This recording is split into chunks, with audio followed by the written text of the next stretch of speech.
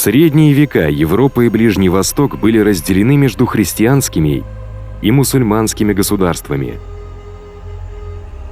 Они были враждебно настроенными соседями и часто воевали. Восточная Римская или Византийская империя, главная христианская держава в Восточном Средиземноморье, находилась на линии фронта. Но в XI веке возникла новая мощная сила, которая угрожала самому их существованию. Турки-сельджуки, выходцы из Центральной Азии, мигрировали на юг, приняли ислам суннитского толка и построили свою великую империю. В 1071 году в битве при Манцикерте турки-сельджуки нанесли сокрушительное поражение Византийской империи. Продолжив наступление, они завоевали большую часть Анатолии. Такие города, как Никея и Антиохия, богатые своей христианской историей, пали под натиском турок-сельджуков. В 1092 году умер великий сельджукский султан Малик-Шах, и его империя начала дробиться. Византийская империя подверглась новым нападениям, поскольку местные военачальники искали новые территории и добычи. В 1095 году византийский император Алексей I Камнин обратился к папе Урбану II с отчаянным призывом оказать военную помощь своим собратьям-христианам на Востоке. Это было уже не первое подобное обращение императора, но на этот раз результаты будут не похожи ни на что, виденное ранее.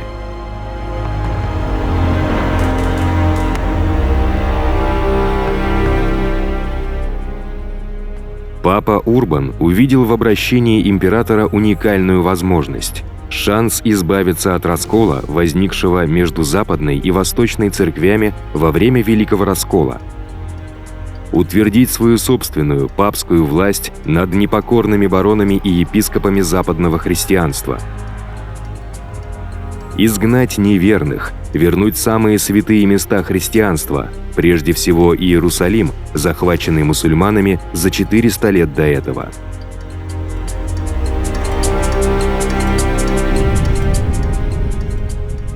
В Клермоне во Франции папа Урбан произнес проповедь перед собранием духовенства и знати. Он призвал христианских рыцарей и пехотинцев отправиться на восток, чтобы помочь своим братьям-христианам и освободить Иерусалим от мусульманского владычества.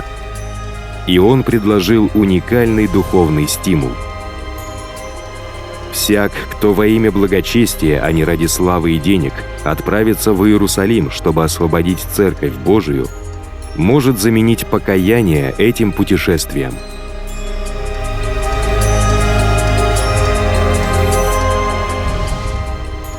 Он предлагал европейским рыцарям, которые жили в страхе перед проклятием из-за исполненной насилия жизни, которую они вели, шанс искупить свои грехи священной войной.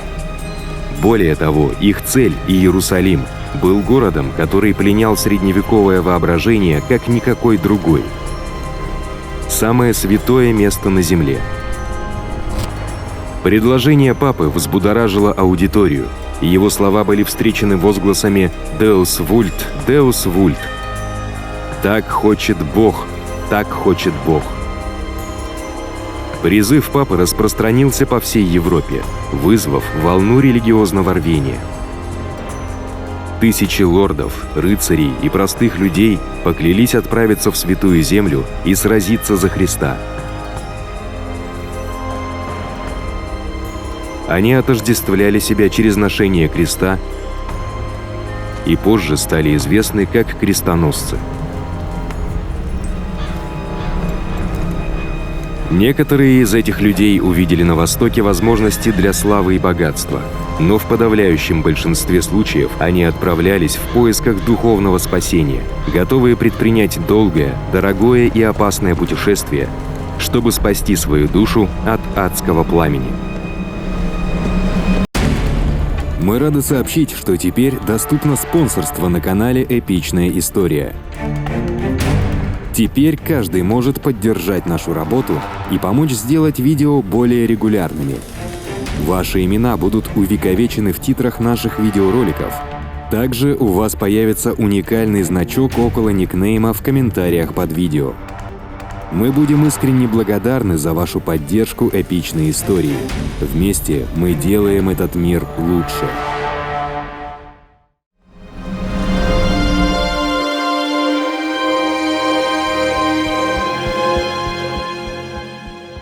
Папа Урбан предполагал, что крестовый поход возглавят рыцари и опытные солдаты под руководством дворянства. Но значительный успех его призыва заставил тысячи простых горожан и крестьян принять новый путь. Многих вдохновил французский священник, известный как Петр Пустынник, который стал лидером так называемого крестьянского крестового похода. В Рейнской области некоторые из этих крестоносцев, разгоряченные старыми предрассудками и разговорами о священной войне, напали на местные еврейские общины, убив около 5000 мужчин, женщин и детей, вымогая деньги у тех, кого они пощадили. Эти массовые убийства были осуждены церковью, но без особого эффекта. Летом 1096 года крестьянский крестовый поход численностью от 20 до 40 тысяч человек двинулся на восток. Основной контингент, возглавляемый Петром Пустынником, двинулся вдоль реки Дунай. Они были плохо дисциплинированы и плохо подготовлены. Когда в Венгрии у них закончилось продовольствие, они напали на христианские поселения и разграбили их. Крестьяне продолжали грабить на землях своего предполагаемого союзника Византийской империи. Когда они достигли Константинополя, император быстро переправил их в Анатолию, чтобы избавиться от них. На вражеской территории, лишенные дисциплины и руководства, их основные силы вскоре попали в засаду и были перебиты турками.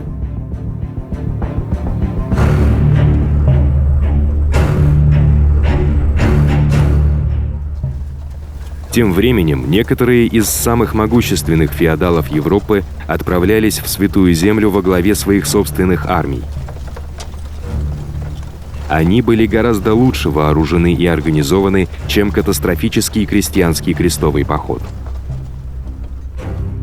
Среди них был Готфрид Бульонский из Лотарингии со своими братьями Юстасом и Балдуином Булонскими, Гуго из Вермандуа, младший брат французского короля, граф Роберт Фландрийский и герцог Роберт Нормандский, сын Вильгельма Завоевателя, богатый Стефан из Блуа, граф Раймунд Тулузский из Прованса в сопровождении духовного лидера крестового похода, папского легата Адемара Мантельского, а из Южной Италии нормандские лорды Боемунд I из Таранто и его племянник Танкред. Армии соединились в согласованном месте, в Константинополе. Вместе они представляли великую силу, возможно, в 60 тысяч человек, вероятно, самую большую из тех, что видели в Европе со времен падения Западной Римской империи. Византийский император Алексей рассчитывал принять небольшой отряд западных наемников, которые будут служить под византийским командованием. Но гигантские силы крестоносцев, которые начали прибывать в декабре 1096 года, сделали его нервным и недоверчивым. Особенно присутствие Боемунда Тарентского, который провел большую часть своей жизни, нападая на Византийскую империю. Только после того, как лидеры крестоносцев дали клятву верности и пообещали, что вернут все византийские территории императору, а не оставят их себе, Алексий дал крестоносцам деньги, продовольствие и проводников. После они были переправлены через Босфор в Анатолию. Крестоносцы были могучей военной силой, особенно их рыцари, которые составляли примерно 1/6 часть их численности. Но им пришлось быстро адаптироваться к жаре, местности и тактике быстрых кратковременных атак турок. В их пользу исламский мир и само государство сельджукидов были сильно раздроблены, так как турецкие правители или атабеки были заняты борьбой друг с другом. То же происходило и в фатимидском халифате. Никто из них не был готов к первому крестовому походу, не имел реального представления о силе и целях крестоносцев.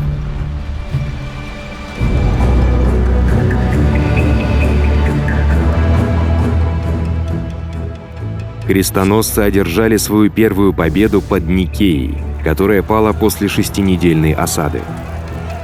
Но город сдался византийским войскам, решив, что этим действием они лишат рыцарей добычи. Это еще больше усугубило отношения между крестоносцами и византийцами.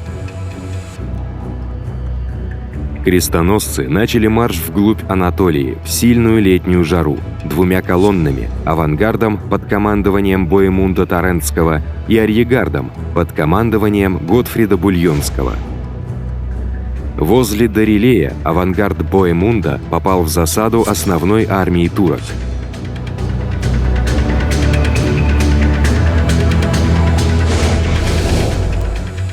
Основываясь на хрониках крестоносцев, это лучшее объяснение того, как разворачивалась эта не до конца ясная нам битва.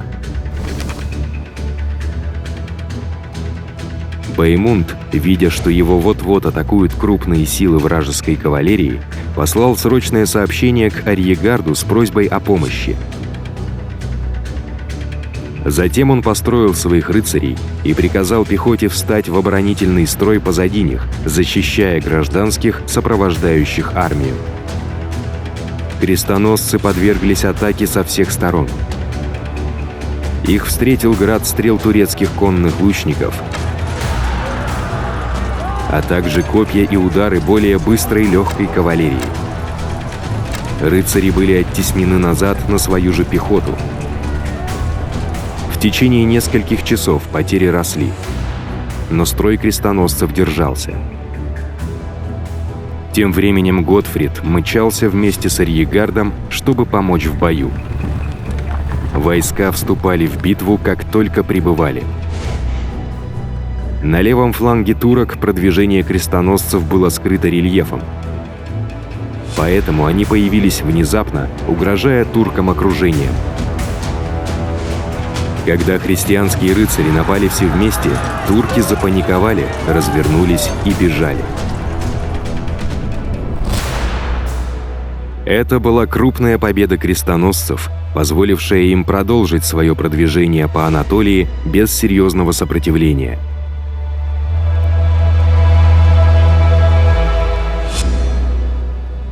В Гераклее они разбили небольшое турецкое войско, а затем разделились. Основные силы с трудом пробирались через горы Каппадокии, теряя множество животных и испытывая опасную нехватку припасов.